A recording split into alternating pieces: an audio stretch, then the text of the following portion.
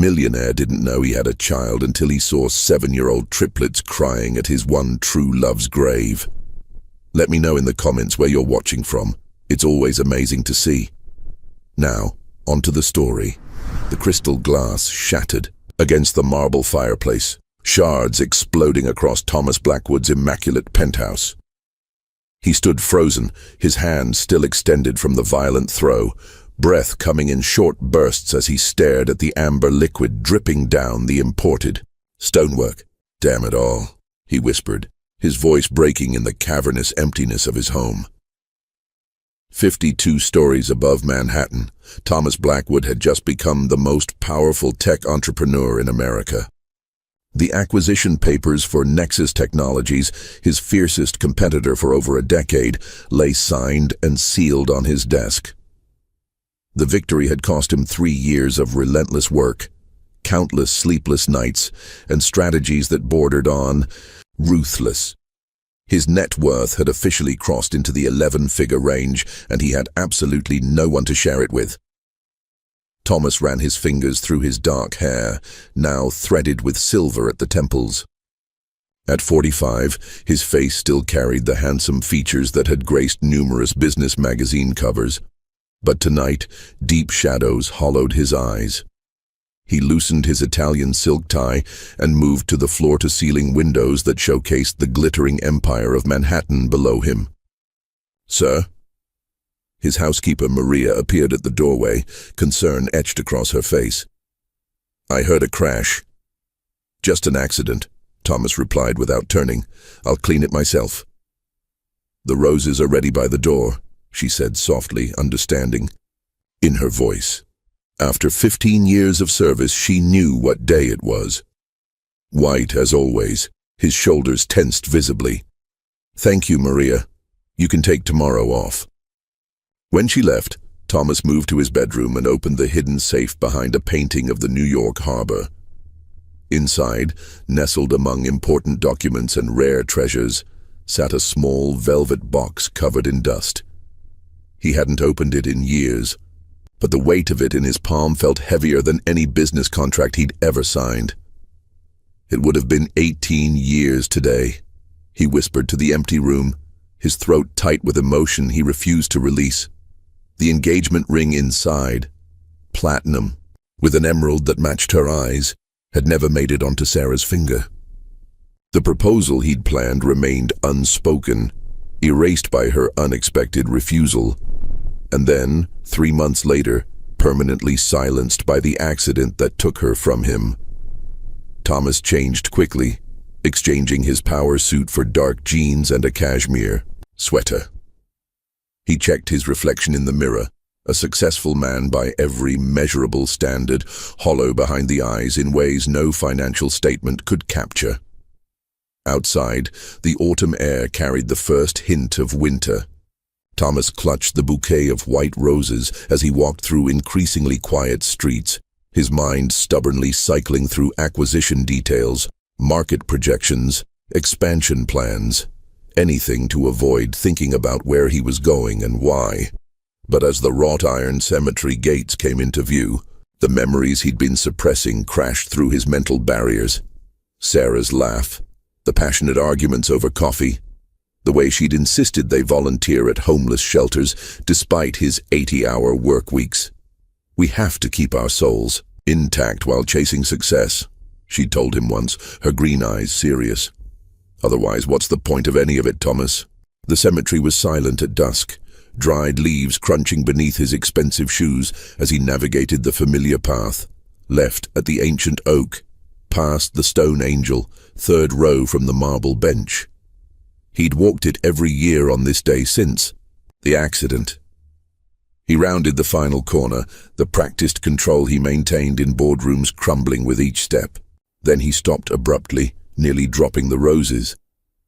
There, at Sarah's grave, were 3 small figures placing colorful handmade cards against her headstone. 3 identical little girls with auburn hair caught in the dying sunlight, each with eyes so vividly green they were visible even from where he stood. Sarah's eyes. Thomas froze, his knuckles white around the bouquet stems, The three little girls, all identical with auburn hair falling in loose curls around heart-shaped faces, hadn't noticed him yet. They appeared to be about 7 years old, each wearing mismatched clothing that had seen better days but looked clean and cared for. "Do you think Mommy can see our cards from heaven?" the smallest one asked, her voice carrying through the cemetery's stillness. "Grandma said she watches over us every day," another replied, carefully adjusting her card against the headstone. Thomas took an involuntary step forward, causing dried leaves to crunch beneath his foot. 3 identical pairs of green eyes, unnervingly familiar green eyes, turned toward him simultaneously. "Are you the man with the roses?" the third girl asked, standing up and brushing dirt from her faded jeans. Thomas couldn't speak. Those eyes, Sarah's eyes, looking back at him from 3 identical faces. His mind raced frantically, calculating possibilities, dates, coincidences that couldn't possibly align, yet somehow did. "I'm Lily," said the girl who had spoken first. "These are my sisters, Charlotte and Sophia." Charlotte, the one who had asked about him, crossed her arms defensively. "Grandma Eleanor said a man with roses might come today. Are you him?" Thomas finally found his voice, though it sounded strange to his ears. "I'm Thomas Blackwood." He gestured awkwardly to the grave. "I knew Sarah." "That was our mommy's name," Sophia said matter-of-factly. "She died when we were babies." The world seemed to tilt beneath Thomas's feet. He glanced at the headstone, confirming what he already knew. This was indeed Sarah's grave, the same one he'd visited faithfully for years. But these children, they couldn't possibly be. "Where is your grandmother now?" he managed to ask, fighting to keep his voice steady. Lily's eyes filled with tears. "She went to heaven too, last week. We're staying with our cousin Marcus now," Charlotte added, her young voice hardening slightly. "But he doesn't like having us around much." Thomas knelt down, placing his roses beside their handmade cards. Up close, the resemblance was even more striking. Sarah's delicate nose, her high cheekbones, even the small dimple that appeared in Lily's cheek when she attempted a sad smile. "How old are you?" he asked, though he already suspected the answer. "We just turned 7, Sophia replied. "Our birthday was last month." 7. Exactly 7 years and 9 months since Sarah had refused his proposal and disappeared from his life. 7 years and 6 months since the accident that took her. "Grandma left us these to give to the Rose Man," Charlotte said suddenly, pulling a worn envelope from her jacket pocket. "Are you him?" Thomas nodded mutely, accepting the envelope. Inside were 3 birth certificates, each bearing his name in the space marked Father. The world stopped. Thomas stared at the birth certificates, his hands trembling slightly. Each document bore the same impossible truth.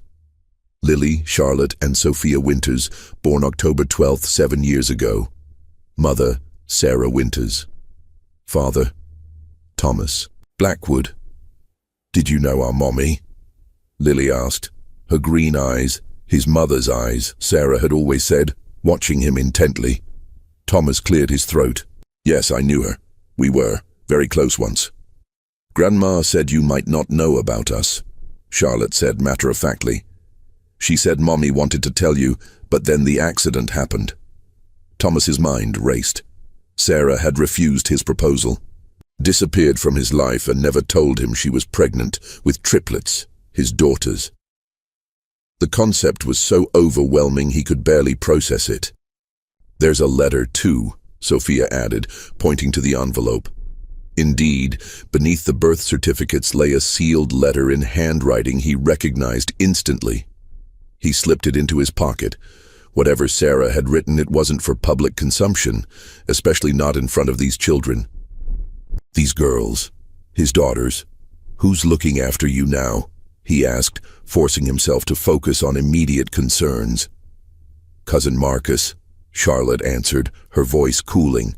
"He's our temporary guardian, but he doesn't like kids much. He locks us in our room sometimes," Lily whispered. Sophia nudged her. "We're not supposed to tell strangers that."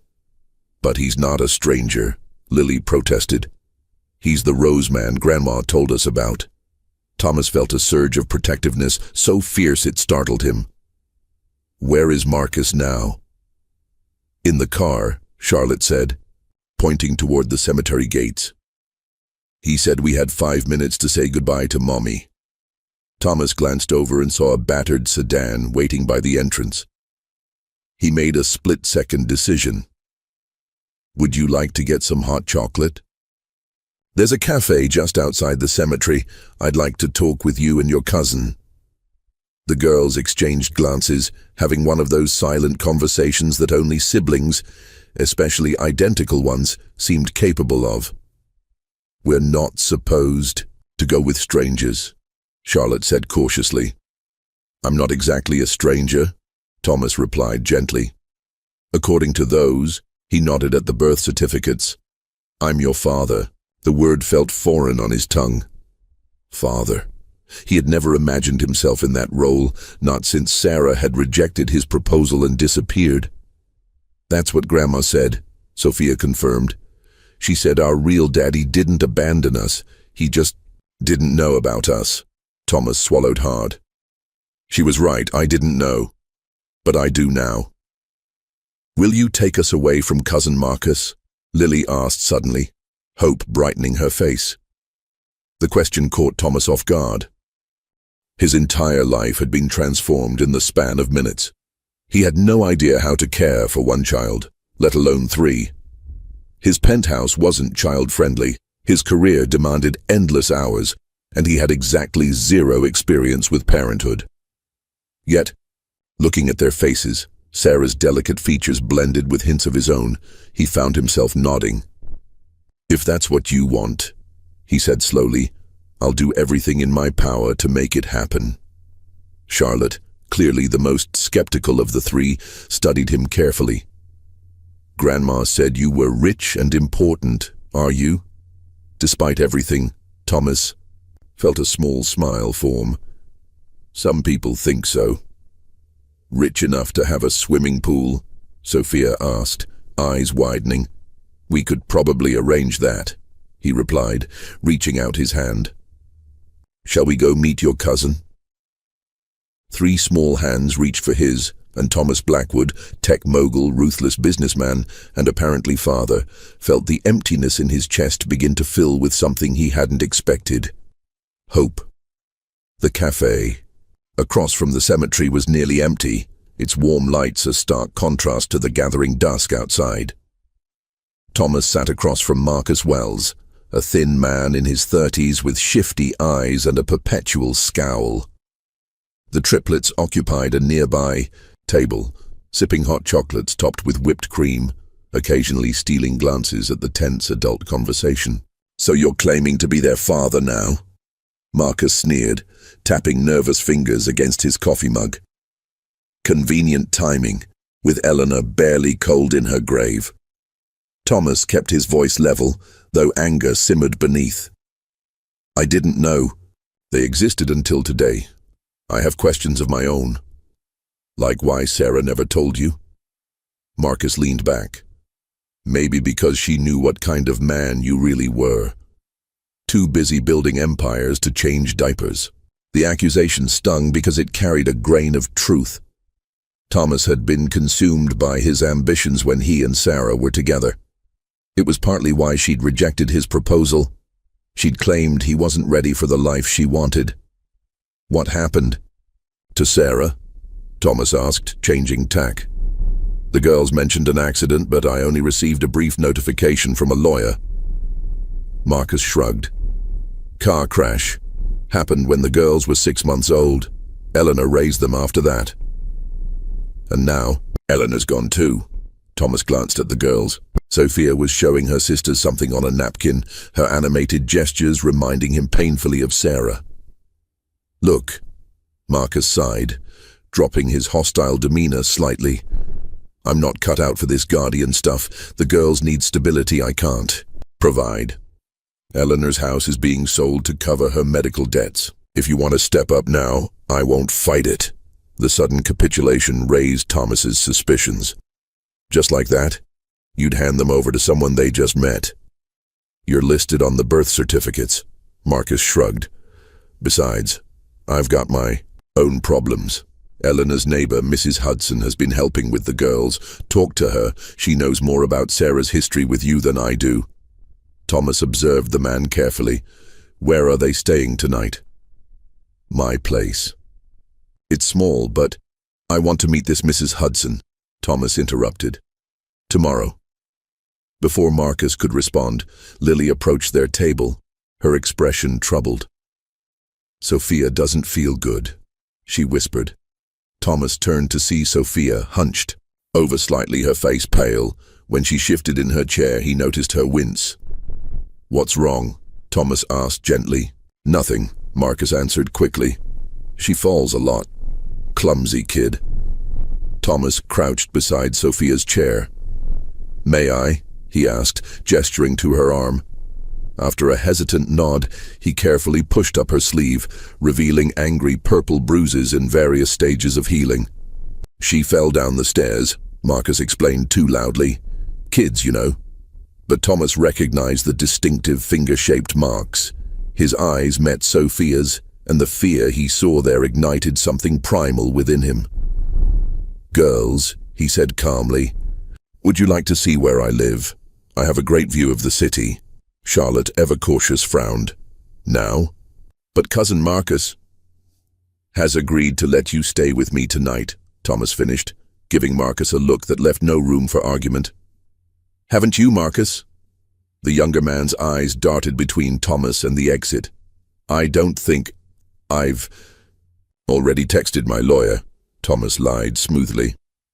He's drawing up temporary guardianship papers as we speak. Given those bruises, I'm sure the authorities would be very interested in your childcare methods. Marcus paled. Fine.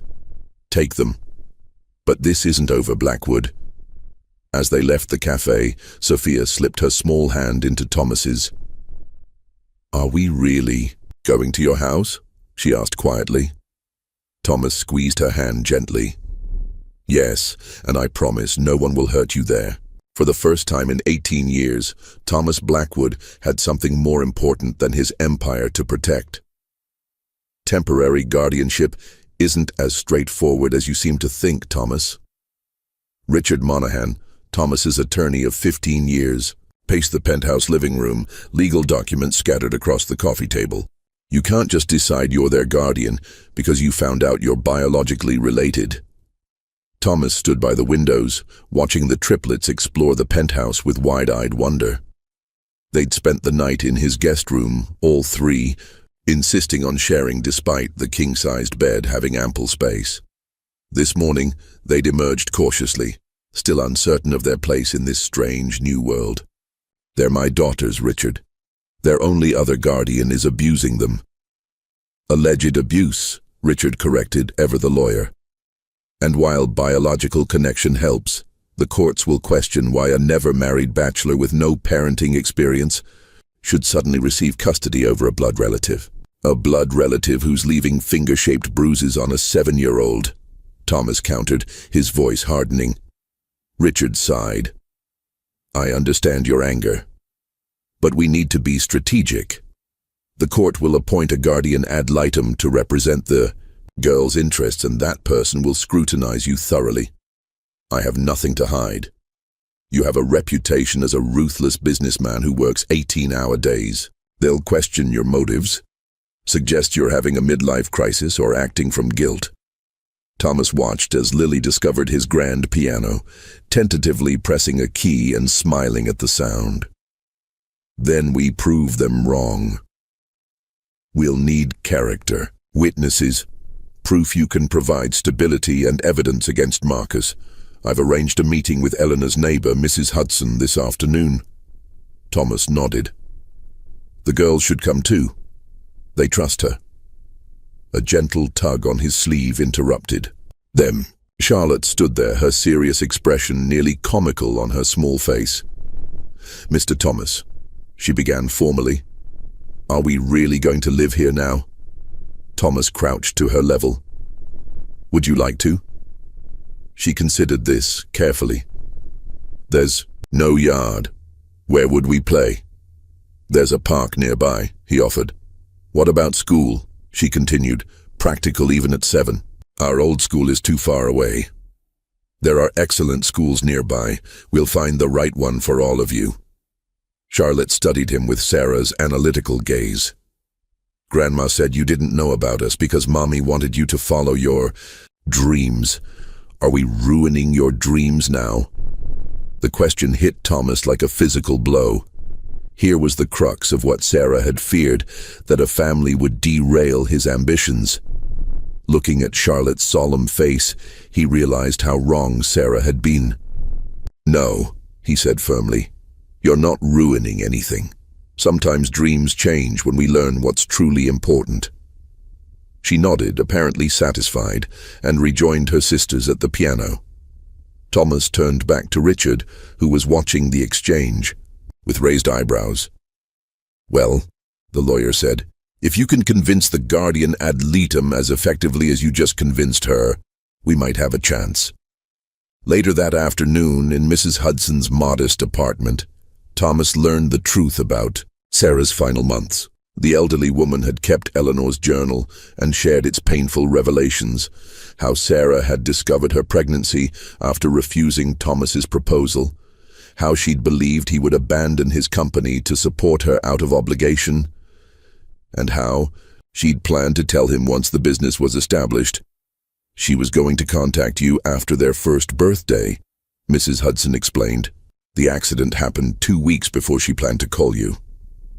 As the girls played in another room, Mrs. Hudson leaned forward. Eleanor was doing her best, but her health was failing these past 2 years.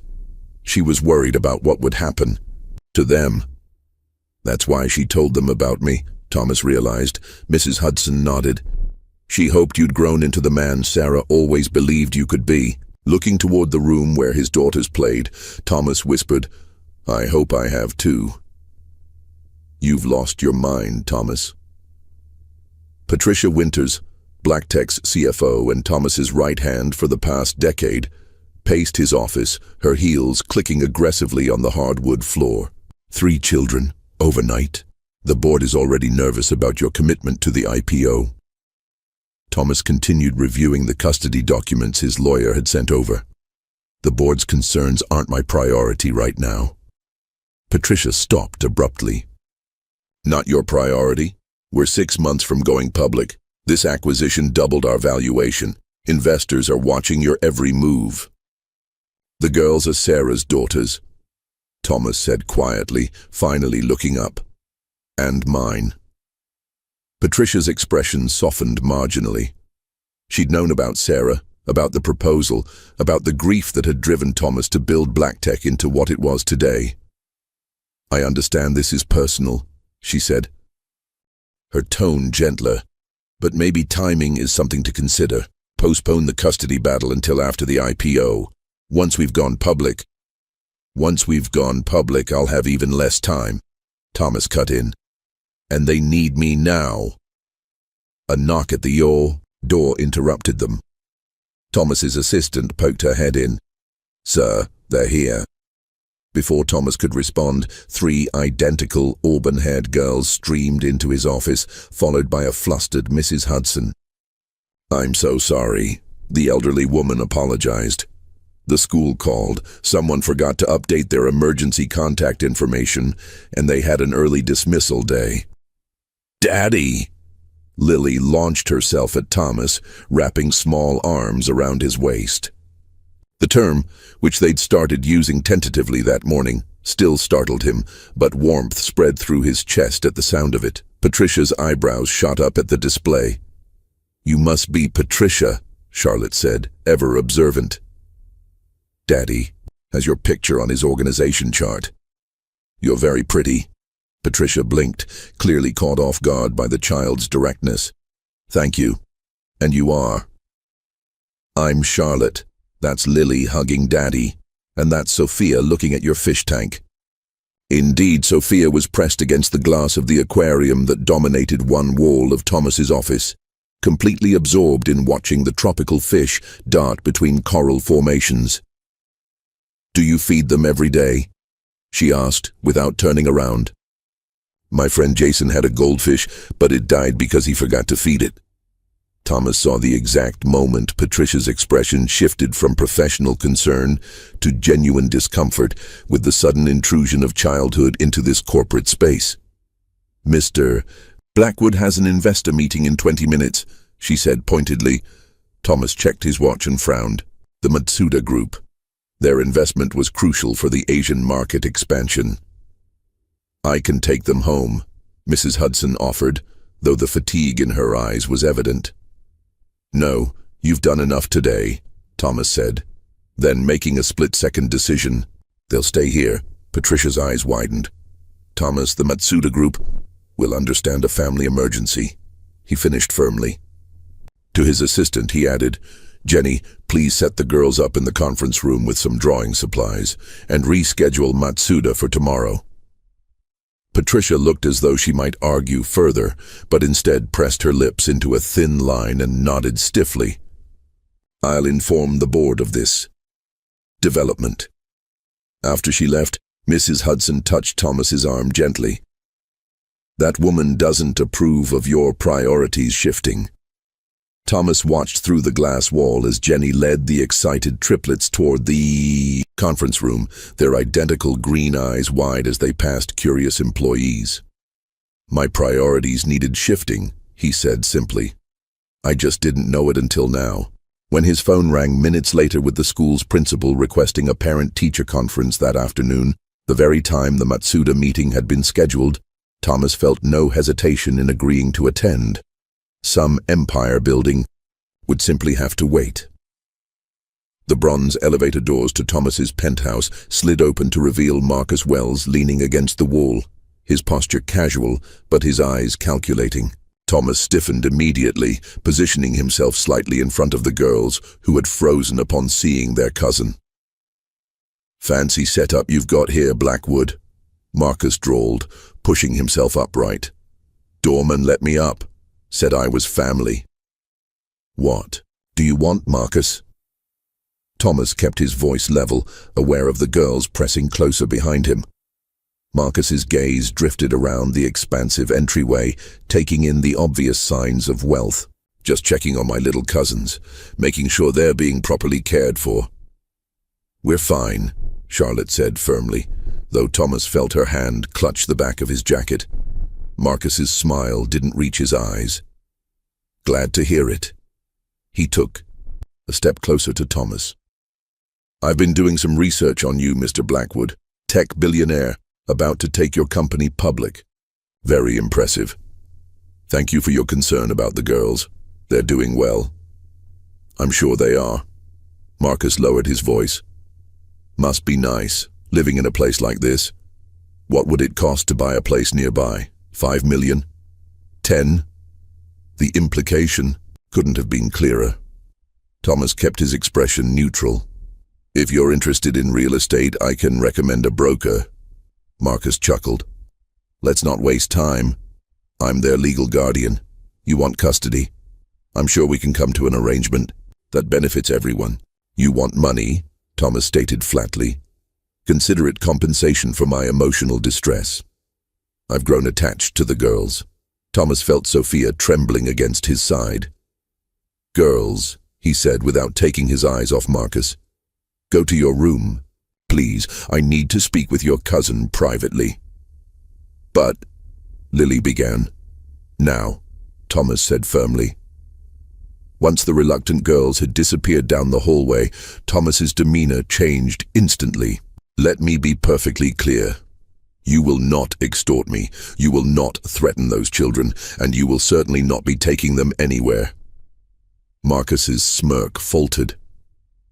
"I have legal rights. Rights you've abused," Thomas cut in, his voice deadly. "Quiet. Did you think I wouldn't document Sophia's bruises, or that I wouldn't investigate your gambling debts, or your history of fraud. The color drained from Marcus's face. You can't prove anything. I can, and I will. Thomas took a step forward. Here's what's going to happen. You're going to leave now. My security team will escort you out.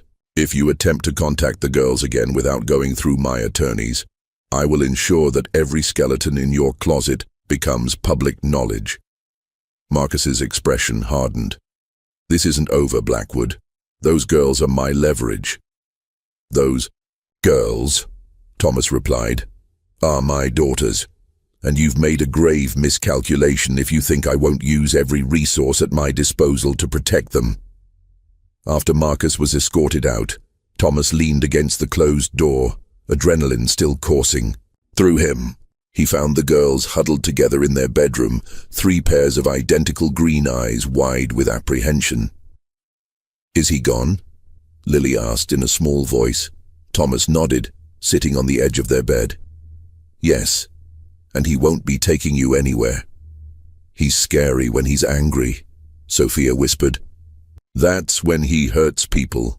Thomas gently took her hand. No one is going to hurt you again, I promise. But he's still our guardian, Charlotte pointed out, ever practical. Legally. Not for long, Thomas assured her. I've already filed for emergency custody. Lily climbed into his lap, her small arms wrapping around his neck. I want to stay with you forever, Daddy. As the other two joined the embrace, Thomas felt a fierce protectiveness unlike anything he'd experienced before. In just a few days, these 3 little girls had completely transformed his world, and he would move heaven and earth to keep them safe. Tell me something good, David. Thomas sat in his home office, phone pressed to his ear as he watched the girls building an elaborate pillow fort in the living room. Their laughter, 3 distinct versions of the same musical sound, filled the penthouse with a warmth he'd never known it could contain. David Chen, the private investigator Thomas had hired, cleared his throat. Marcus Wells is a goldmine of bad decisions, boss. Gambling debts to some unsavory characters in Atlantic City. 2 fraud investigations that were settled quietly, and he's already dipped into the girls' trust fund, the small one their grandmother established. Thomas's grip tightened on the phone. Can we prove that? Bank records don't lie. Eleanor set up accounts for each girl's education. Marcus became signatory after her death and has withdrawn nearly 30,000 already. Perfect. Send everything to Richard. There's more, David continued. I tracked down some of Sarah's old friends. A woman named Melissa Carter was particularly close to her during the pregnancy. She kept emails. Thomas's heart skipped. What kind of emails? Personal ones. Sarah discussing her reasons for not telling you about the pregnancy. Might help establish that she never intended to permanently keep you from your daughters. After ending the call, Thomas opened his laptop to review the steadily growing file his team was building. Emergency custody hearings moved quickly, especially with evidence of abuse, but he needed to be thoroughly prepared. Marcus wouldn't go down without a fight, not with the potential payday he believed was at stake. Daddy? Charlotte stood in the doorway, her expression serious. Can I ask you a question? Of course. Thomas closed his laptop and gave her his full attention. Something he was learning was crucial with children. She approached his desk cautiously. My science fair is next week. Will you come? The simple question carried layers of meaning. This wasn't just about attendance. It was about trust, about believing he wouldn't disappear from their lives as suddenly as he'd appeared. I wouldn't miss it, he promised. What's your project about? Charlotte's face lit up. Renewable energy. I built a solar-powered water filtration system. Grandma helped me start it before she got sick. Thomas felt a pang of gratitude toward Eleanor, who had nurtured his daughters' minds and hearts for 7 years. That sounds impressive. The judges are real scientists, she continued, her excitement building. If I win, I get to go to the regional competition. Then we'd better make sure your project is perfect. Thomas smiled. Would you like some help finishing it? Charlotte studied him, her eyes, so much like Sarah's, seeming to evaluate whether his offer was genuine. You know about science? A bit, Thomas said, deliberately understating his double degrees in engineering and computer science. I might have some useful suggestions. Later that evening, as Thomas helped Charlotte calibrate her solar panels, his phone buzzed repeatedly with urgent messages from Patricia. A major security flaw had been discovered in their latest software release. The board was demanding an emergency meeting. Investors were getting nervous. 6 months ago, Thomas would have dropped everything and rushed to the office, working through the night to contain the damage. Now, looking at Charlotte's concentrated expression as she carefully adjusted her project, he made a different choice. One more calibration and we'll have it, he said, silencing his phone without checking the messages. Charlotte glanced up at him. Is your phone ringing? Nothing that can't wait, Thomas replied, surprised to find he meant it. Hours later, after the girls were asleep, Thomas would return the calls, coordinate the response team, and calm the board's fears, all from his home office. But in this moment, watching his daughter's face light up as her project successfully filtered its first water sample, Thomas Blackwood discovered what Sarah had known all along. Some things were more important than empire building. No. The pink one! That's Lily's chair! Sophia protested, as movers carried furniture into the sprawling Upper East Side brownstone Thomas had purchased the previous week. The historic 5-bedroom home was a radical departure from his minimalist penthouse, but the girls needed space, stability, and, as Charlotte had pointedly reminded him, a yard. Sorry, Thomas told the confused mover, they're very particular about their colors. Indeed, he was learning that despite being identical triplets, his daughters had fiercely individual preferences. Lily gravitated toward all things pink and soft, her gentle nature reflected in her love of music and stories. Charlotte, analytical and precise, preferred blue and had already filled her room with books and science kits. Sophia, the most adventurous, insisted on bright yellow and couldn't sit still for more than 5 minutes unless she was absorbed in building something. Mr. Blackwood, the interior designer approached with fabric swatches. I need final approval on the curtains for the girls' rooms. Before Thomas could respond, Lily appeared at his side. Can I decide for my room, please? The designer's eyebrows rose slightly, but Thomas nodded. Of course, it's your room. As Lily seriously examined fabric options, Thomas wandered through. The house in transition. Workers painted, installed bookshelves, and assembled furniture according to plans that had been rushed through in record time. He'd paid a premium for the speed, determined to create a proper home before the custody hearing next week. He found Charlotte in what would be the library, directing the placement of bookshelves with the authority of a tiny general. The science. Books need to be separate from fiction, she was explaining to a patient worker. And we need a special shelf for Daddy's engineering books. Thomas smiled, still not quite used to the title but warming to it more each day. Charlotte caught sight of him and waved him over. Is this right? She asked, showing him her careful drawing of how the library should be organized. Perfect, he assured her. Very logical system. She beamed at the approval, and Thomas felt that now familiar warmth spread through his chest. Each smile earned from his daughters felt like a precious achievement.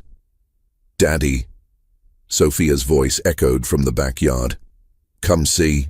Thomas found her balanced precariously on a tree branch, grinning triumphantly. Look how high I can climb. His heart nearly stopped. Sophia, that's not safe. Please come down. But I'm good at climbing, she protested, inching higher. I'm sure. You are, he said, trying to keep panic from his voice as he approached the tree. But if you fell and got hurt, I'd be very sad. She considered this. Grandma used to say that too. She was right. Smart ladies, your grandmother and mother. At the mention of Sarah, Sophia's expression softened. Carefully, she began climbing. Down. When she reached the lowest branch, Thomas lifted her the rest of the way. "Did you know my mom well?" she asked once her feet touched the ground. The question caught him off guard. "Yes. We were very close for several years." "What was she like?" "We only have a few pictures." Thomas led her to a garden bench. She was remarkable, smart, passionate about helping others. She had a laugh that could fill a room. He smiled at the memory. "And she loved thunderstorms. She used to drag me outside just to feel the rain." Sophia's eyes widened. "I love storms too. Charlotte and Lily get scared, but I think they're exciting." "Just like your mother," Thomas said softly. That evening, after tucking the girls into their new beds in rooms still smelling of fresh paint, Thomas sat on his balcony overlooking the small backyard. His phone buzzed with a message from Richard. Evidence looked strong, hearing set for Tuesday. For the first time in his adult life, Thomas Blackwood's greatest ambition had nothing to do with business success. His empire could crumble tomorrow, and as long as he secured his daughter's future, he would consider himself wealthy beyond measure. Sarah had been right about what truly mattered. He just wished she'd given him the chance to learn it with her. The weekend at Thomas's lake house was meant to be a reprieve before Tuesday's custody hearing, a chance for the girls to relax away from the city and for Thomas to finalize preparations with his legal team. The secluded property in the Adirondacks had always been his personal retreat, a place he visited perhaps twice a year when the demands of black tech became overwhelming. Now, watching his daughters explore the shoreline, skipping stones across the glassy water surface, he wondered why he hadn't spent more time here. "You need to flick your wrist like this," Thomas demonstrated, sending a flat stone bouncing 5 times across the lake's surface. Sophia watched intently, her competitive nature already evident in her furrowed brow. "Let me try again." She grabbed another stone, mimicking his movement. Her stone skipped 3 times before sinking. "I did it! Charlotte, did you see?" Charlotte looked up from the small collection of unusual rocks and shells she was methodically organizing on a fallen log. "Nice job. That's one more than last time." Lily, who had been contentedly making a daisy chain nearby, approached Thomas with her creation. "It's a crown," she explained, standing on tiptoes to place it on his head. "Now you're the king of the lake." Thomas accepted the floral crown with appropriate solemnity, earning a delighted giggle from Lily and eye rolls from her sisters. These distinct personalities emerging from identical faces continued to fascinate him. Nature versus nurture playing out before his eyes. "Who wants to learn to fish?" he asked, remembering the tackle equipment stored in the boathouse. His father had taught him to fish on this very lake, one of the few positive memories from a childhood dominated by his father's relentless work ethic and emotional distance. Real fishing, with worms and everything? Sophia's eyes lit up. "Ew." Lily wrinkled her nose. "Do we have to touch the worms?" "I'll help you," Thomas promised, "and we'll release any fish we catch, just for fun." An hour later, they sat along the small dock, 3 identical little girls with fishing rods sized for their small hands. Thomas moved between them, helping to bait hooks, much to Lily's disgust, and untangle lines, most often Sophia's given her impatient casting technique. Charlotte had quickly mastered the basics and sat with perfect posture, her rod held at the precise angle Thomas had demonstrated. "My dad taught me to fish when I was about your age," Thomas shared, helping Lily reposition her grip. "Your dad?" Lily looked up curiously. "We have a grandpa too?" Thomas realized he'd never mentioned his parents. "He passed away a few years ago, before you were born." "Was he nice?" Sophia asked bluntly. Thomas considered how to answer. "He was. Complicated. Very focused on work, like I was before I met you." "Did he play with you?" Lily persisted. Sometimes, fishing was one of the few things we did together. "I have a bite," Charlotte suddenly exclaimed, her rod bending. Thomas helped her reel in a modest-sized bass, all three girls crowding around to admire the catch before Thomas carefully released it back into the lake. That evening, after a dinner of hot dogs and s'mores cooked over the fire pit, Thomas searched through the lakehouse's storage closet for extra blankets.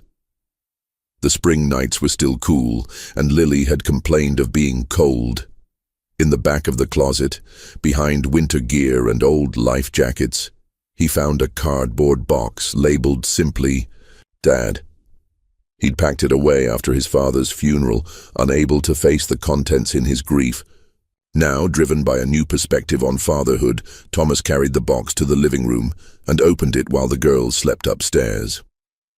Inside were the expected items: his father's watch, cufflinks, a few photographs, and something unexpected: a leather-bound journal.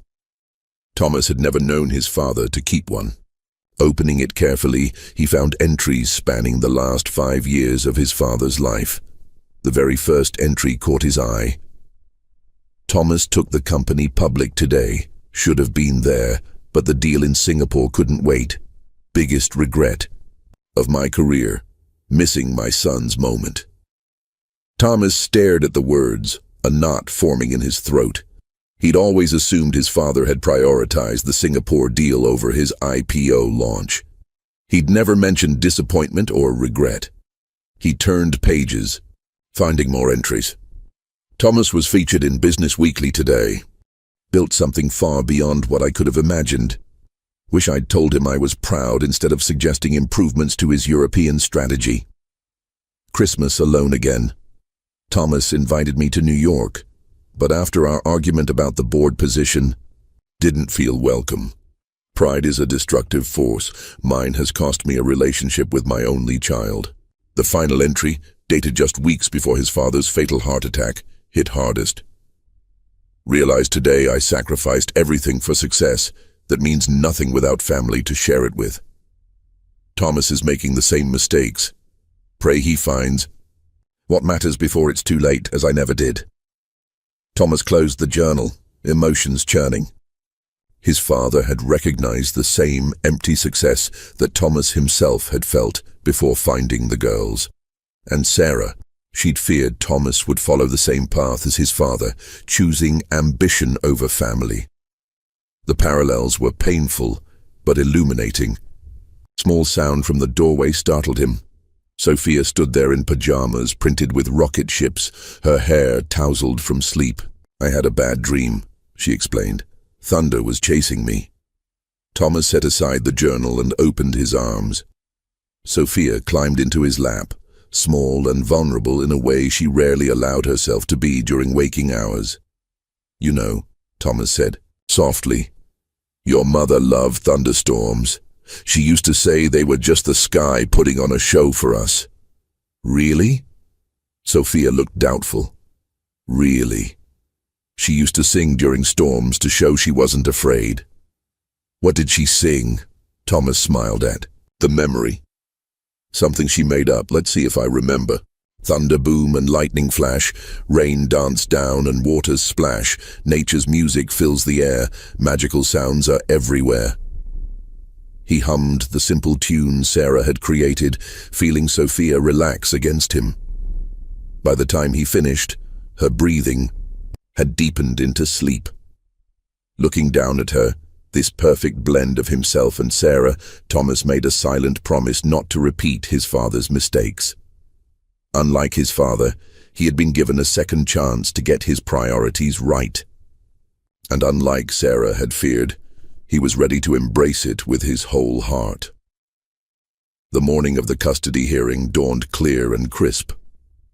Thomas stood in his kitchen, phone pressed to his ear, as he simultaneously attempted to pack 3 identical lunchboxes with the specific requirements each girl had insistently outlined the night before. Lily needed her sandwich cut diagonally with no crust. Charlotte required each food item in separate compartments to prevent contamination. Sophia needed extra snacks because she was always starving by afternoon.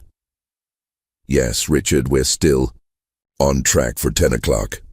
Thomas confirmed to his lawyer while carefully placing a note with a heart drawing, courtesy of his new assistant, who was surprisingly adept at such things, into Lily's lunch.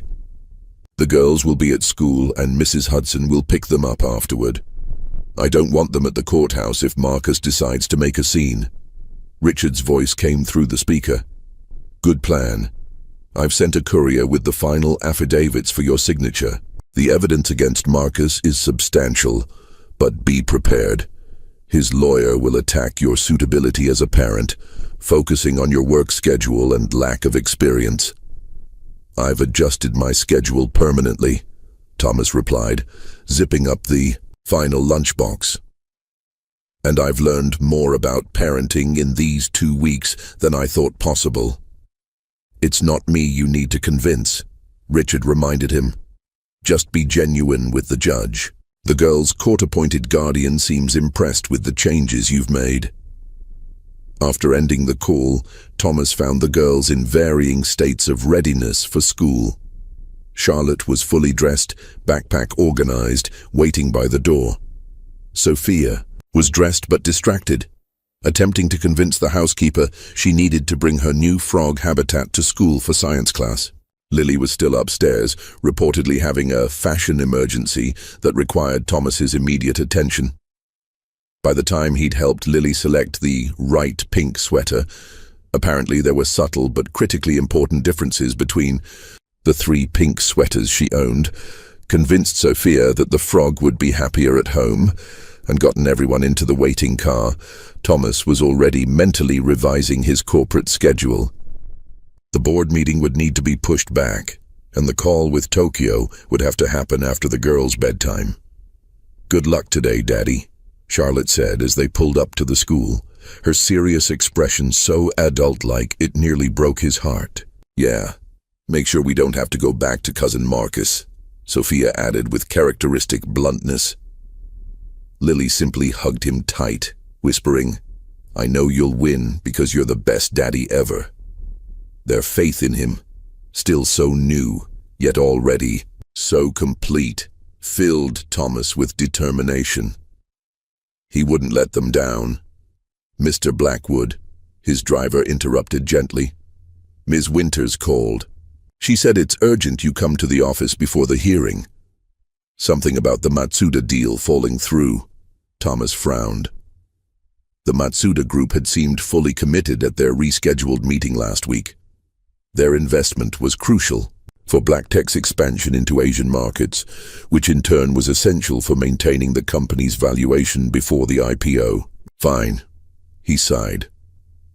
To the office first, but I need to be at the courthouse by 9:30. No exceptions. The moment Thomas walked into Black Tech's headquarters, he sensed something was wrong. The usual hum of productive energy was replaced with an atmosphere of tension. Employees avoided his gaze as he strode toward the executive floor. Thomas, thank God. Patricia met him at the elevator, her normally impeccable appearance showing signs of strain. The board called an emergency meeting. They're in the main conference room now. What's going on with Matsuda? Thomas asked, checking his watch. He had exactly 47 minutes before he needed to leave for court. Patricia hesitated. It's not just Matsuda. Please, you need to hear this from the board. The conference room fell silent as Thomas entered. 8 board members sat around the table, along with 2 people he hadn't expected. Marcus Wells and a woman he recognized as Marcus's attorney. What is this?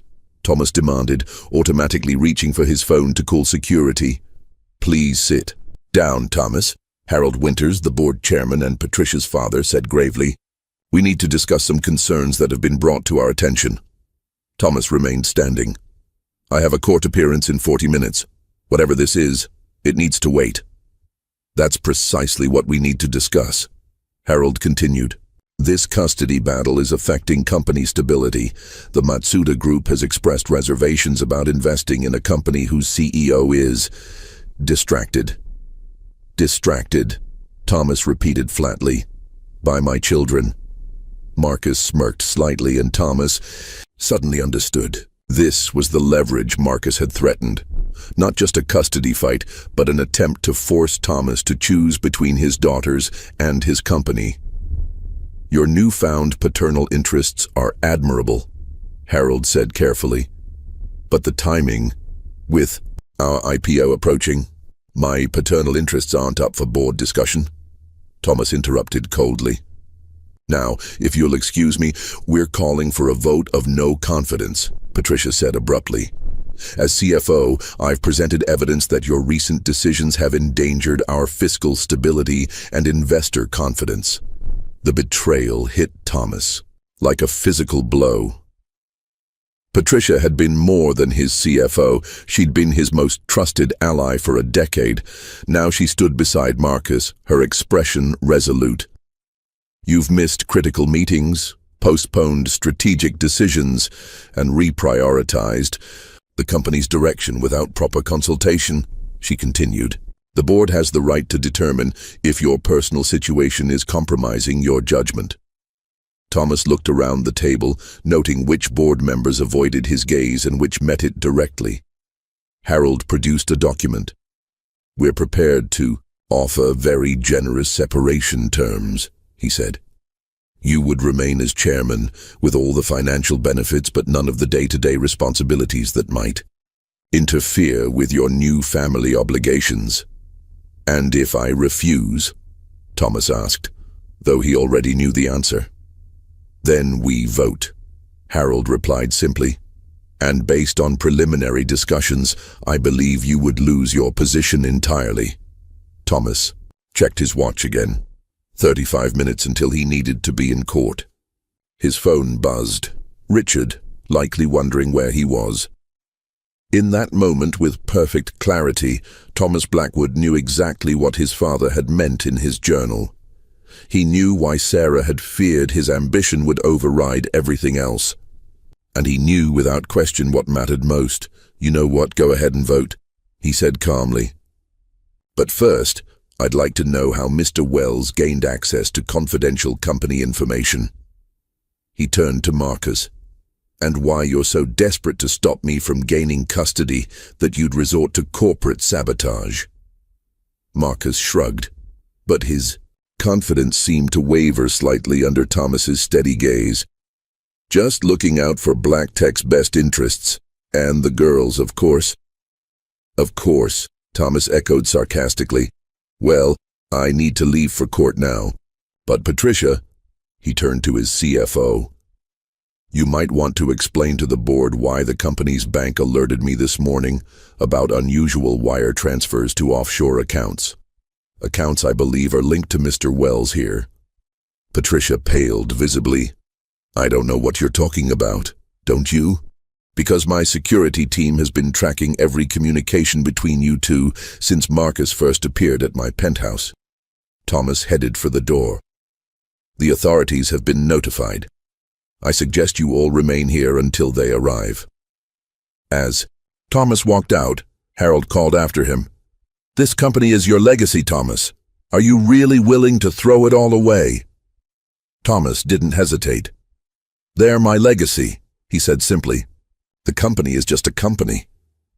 As the elevator doors closed, Thomas called Richard. "I'm on my way." "And Richard? Tell the judge I'm ready to be a full-time father no matter what it costs." The custody hearing had gone perfectly, with Marcus conspicuously absent, likely dealing with the corporate fallout and police questioning. The judge had granted Thomas temporary full custody, pending final determination in 30 days. Thomas had left the courthouse feeling victorious, heading directly to his office to address the board crisis and prepare for the girls' arrival home from school. His phone rang at 3:42 p.m. The school day had ended at 3:15. "Mr. Blackwood?" The vice caller's voice was tense. "This is Principal Winters from Brookside Academy. I'm calling because, well, the girls weren't picked up, and when we tried reaching Mrs. Hudson, she said she wasn't scheduled to get them today." Thomas's blood ran cold. "What do you mean?" "Mrs. Hudson was supposed to pick them up. I confirmed with her this morning." "Sir, according to our records, You called at lunchtime to say their cousin would be picking them up instead. We had him listed as an authorized guardian from their previous school's transfer records. Marcus. It had to be. I never called, Thomas said, already signaling his driver. Check your security cameras immediately. This is an emergency. Thomas had given each girl a special watch with an emergency button and GPS tracker just days after they'd come into his life. He pulled up the tracking app as his car sped toward the school, but the signals showed nothing, either deactivated or destroyed. At the school, the security footage confirmed his worst fears. Marcus had picked up the girls at 3:20 p.m. The video showed Lily looking confused, Charlotte arguing with Marcus, and Sophia glancing around as if searching for Mrs. Hudson. But ultimately, all three had gotten into his car.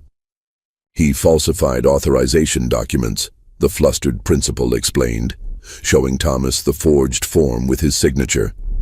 And he knew all the security protocols. Because Patricia had access to the information Thomas had provided the school, including the password phrases and security questions. The betrayal cut even deeper now. Thomas called Richard, who immediately contacted the judge and police. An Amber Alert was issued, but Thomas couldn't just wait. He called David Chen. I need everything you have on Marcus. Properties, connections, anywhere he might take 3 children. David was silent for a moment. Check your email. One of my sources just sent something. Marcus booked a private plane from Teterboro Airport to Mexico City, departing at 5:30 p.m. Thomas checked his watch. 4:47 p.m. Call airport security. Tell them to hold that plane at all costs. The drive to Teterboro was the longest 30 minutes of Thomas's life. Every red light was agony, every delayed turn excruciating. Police were coordinating. But bureaucracy moved too slowly when 3 terrified little girls were being taken across international borders. Then, a miracle. Thomas's phone buzzed with a text from an unknown number. Daddy, it's Sophia. I hid my phone in my shoe when cousin Marcus took our watches. We're at the airport with the private planes. He says we're going on vacation, but Charlotte says he's lying. We're scared. Thomas texted back, I'm 5 minutes away, stay together. I'm coming for you. When Thomas's car screeched to a halt at Teterboro's private terminal, he could see a small jet on the tarmac, stairs deployed. A figure was herding 3 small shapes toward it. Security stopped him at the gate, but Thomas Blackwood, who had built an empire through sheer determination, was not about to be stopped now. He showed them the Amber Alert, Sophia's text, and when that didn't work fast enough, he simply vaulted over the security barrier and ran. Stop that plane, he shouted to anyone who would listen. Those are my daughters. Across the tarmac, 3 identical heads turned at the sound of his voice. Daddy! The shout came in perfect unison, 3 voices blending into one desperate cry. Thomas sprinted across the tarmac, his designer shoes pounding against concrete as airport security shouted. Behind him, ahead, Marcus grabbed Sophia's arm, yanking her toward the plane stairs while attempting to herd Lily and Charlotte forward. But at the sound of Thomas's voice, the girls had frozen, and Charlotte was now actively pulling away. Get in the plane! Marcus shouted, his face contorted with desperation. A second man, the pilot Thomas assumed, emerged from the aircraft looking alarmed at the commotion. Thomas was still 50 yards away when Charlotte broke free. With a determination that belied her 7 years, she grabbed Lily's hand and pulled, creating enough momentum that Marcus couldn't hold them all. Sophia seized the opportunity to stomp hard on Marcus's foot, causing him to release her with a curse. And then they were running. 3 identical little girls in matching school uniforms racing toward Thomas with everything they had. The security guards had caught up now, but seeing the situation, they bypassed Thomas and headed for Marcus instead. The pilot, wanting no part of whatever was happening, retreated into the plane and closed the door. Thomas dropped to his knees as the girls reached him, 3 small bodies colliding with his in a tangle of arms and tears. He wrapped them in a fierce embrace, his heart hammering so hard he thought it might burst. "You came for us," Sophia sobbed, her usual bravado completely abandoned. "I was so scared," Lily whispered, her face buried against his shoulder. Charlotte, ever practical, even in crisis, pulled back slightly to look at him. "I told them you would find us. I calculated the drive time from your office." A laugh that was half sob escaped Thomas. "Of course you did." Police cars converged on the scene, lights flashing. Marcus was already in handcuffs, the security guards restraining him until officers could take over. His face was a mask of fury and defeat as he watched Thomas with the girls. "You've ruined everything," he shouted as police approached. "This isn't over, Blackwood." But Thomas wasn't listening. His entire world had narrowed to the 3 little girls clinging to him, safe and whole. "Are you hurt?" he asked, checking each of them for injuries. "Did he hurt you?" "He grabbed my arm really hard," Sophia said, showing a red mark that was already darkening to a bruise. "And he took our special watches and phones, but I hid mine in my sock when he wasn't looking." "Smart girl," Thomas praised, kissing her forehead. "He said we were going on vacation," Lily explained, her voice small, "but he was acting weird and scary. He said you didn't really want us," Charlotte added quietly, "that you were just pretending because of your company." Thomas felt a surge of anger unlike anything he'd ever experienced. The thought of Marcus manipulating his daughter's fears and insecurities made him want to break through the police barrier and confront the man himself. Instead, he gathered the girls closer. "That's not true. Not even a little bit. You 3 are the most important people in my entire world." "More important than Black Tech?" Charlotte asked skeptically. "Black Tech is just a company," Thomas said firmly. "You are my family, my real legacy." Something in his voice must have convinced them, because all 3 girls relaxed against him. For the first time since he'd met them, they called him Daddy, without hesitation or uncertainty. A unanimous chorus of trust that healed something broken inside him. As police officers approached to take statements, Thomas stood, lifting Lily into his arms while keeping his other hand firmly clasped in Sophia's. Charlotte, always independent, stayed pressed against his side. "Mr. Blackwood," one officer began, "we'll need to get statements from the girls, but we can do that at the station where they'll be more comfortable." Thomas nodded. "Thank you. And the man who helped him? There must have been someone inside my company providing information." "We've already detained a Patricia Winters at your corporate headquarters," the officer confirmed. "She's being questioned about her involvement." The betrayal still stung, but standing there with his daughters safe beside him, Thomas found he couldn't summon much concern for corporate politics or former allies. Those priorities belonged to a different man, the one who had stood alone in his penthouse just weeks ago, surrounded by success but empty inside. That man was gone. In his place stood a father, holding his world in his arms. "The board is split," Richard explained, spreading documents across Thomas's home office desk. "Harold and 3 others want you out completely. 4 support you remaining as CEO. Patricia's arrest has created significant turmoil." Thomas nodded, gazing through the open door to where the girls were building an elaborate fort in the living room. 2 weeks had passed since the abduction attempt. Marcus remained in custody, denied bail due to flight risk. Patricia faced corporate espionage charges, having apparently sold company secrets to finance Marcus's escape plan in exchange for a cut of whatever he'd planned to extort from Thomas. "What are my options?" Thomas asked, returning his attention to his lawyer. Richard leaned back. "You could fight. You've got enough voting power combined with your allies on the board to maintain control. But it would be messy, time-consuming, and potentially damaging to the company's valuation. And the other option? Restructure. Step down as CEO, but remain as chairman. Focus on long-term strategy rather than day-to-day operations. It's actually not uncommon for founders to make this transition before an IPO. Thomas considered this. For 15 years, Black Tech had been his life, his identity wrapped up in the company he'd built from nothing. The prospect of stepping back should have been painful, but surprisingly it wasn't. Would I still have significant input on company direction? Absolutely. As chairman and majority shareholder, you'd maintain considerable influence without the daily operational responsibilities.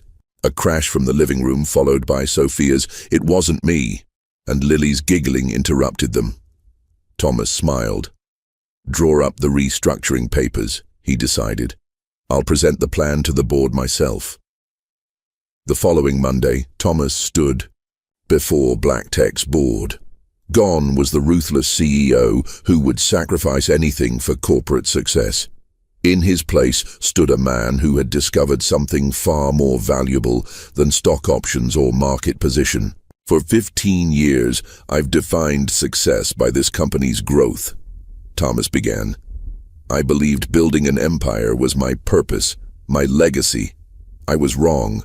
He outlined his restructuring plan. He would transition to executive chairman, focusing on strategic vision and major partnerships.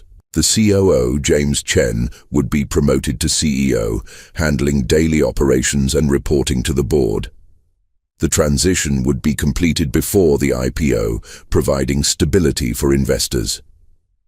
This isn't a concession, Thomas concluded. It's an evolution. Black Tech deserves leadership that can be fully present. My daughters deserve a father who is fully present too. This restructuring honors both commitments. The vote passed unanimously. That afternoon, Thomas sat in a different meeting room, facing Judge Harriman for the final custody hearing. Marcus's attorney had withdrawn from the case after his client's arrest, and with overwhelming evidence of Marcus's unfitness, the proceedings were largely a formality. Mr. Blackwood, Judge Harriman peered over her glasses. Your commitment to these children is commendable, especially given how suddenly they entered your life. However, I must ask, how will you balance your responsibilities as a high-profile executive with the demands of raising 3 young children as a single parent? Thomas smiled. As of this morning, I've restructured my position to focus exclusively on long-term strategy, with no day-to-day operational responsibilities. My primary job now is being a father. The judge looked surprised, then pleased. And the girls' education? Their emotional well-being? They're enrolled in Brookside Academy, where Charlotte is already participating in the advanced science program. Lily has started piano lessons and Sophia joined a youth soccer league.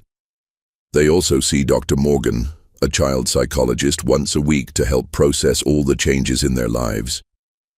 Judge Harriman nodded approvingly. And your home situation?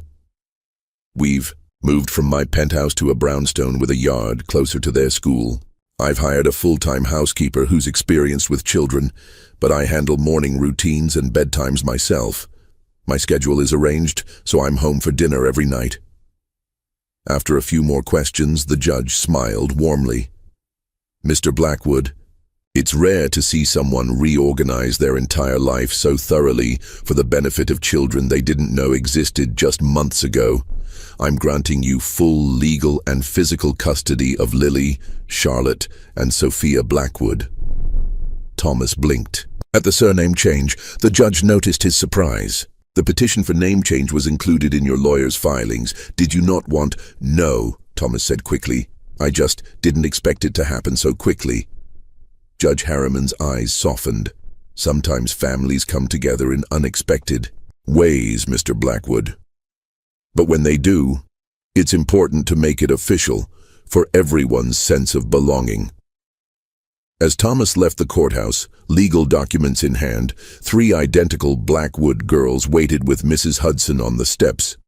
Their faces lit up as they spotted him. Well? Charlotte demanded. Practical as always. Thomas grinned. It's official. We're a family. 1 year later, the Blackwood brownstone buzzed with excitement. Balloons and streamers in pink, blue, and yellow, each girl's signature color, decorated the backyard where an 8th birthday celebration was underway. Thomas stood by the grill, watching his daughters with quiet amazement. In just over a year, they had transformed from cautious, traumatized children into confident, thriving individuals. And they had transformed him just as profoundly.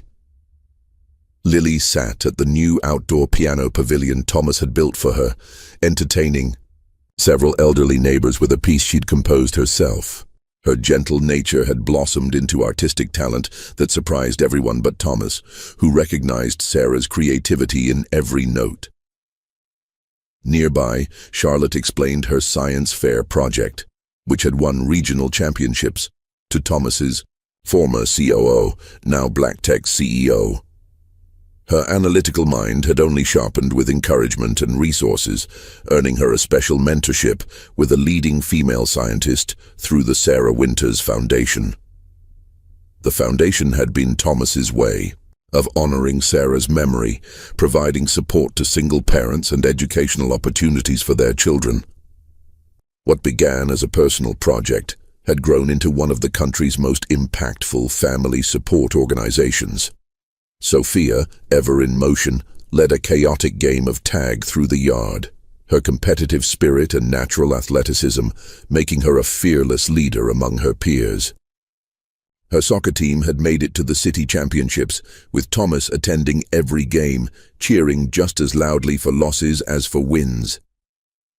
As the party wound down and guests departed, Thomas gathered the girls for their special birthday gift. He presented each with a small velvet box containing a locket, each in their signature color, each containing a photograph of Sarah. "So we can keep Mommy with us always," Lily whispered, carefully examining the delicate jewelry. "And so you always know where you came from," Thomas added softly.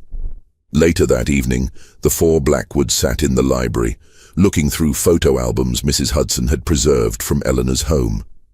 Thomas had added new sections filled with their first year together, school events, holidays, everyday moments that seemed mundane but were precious beyond measure.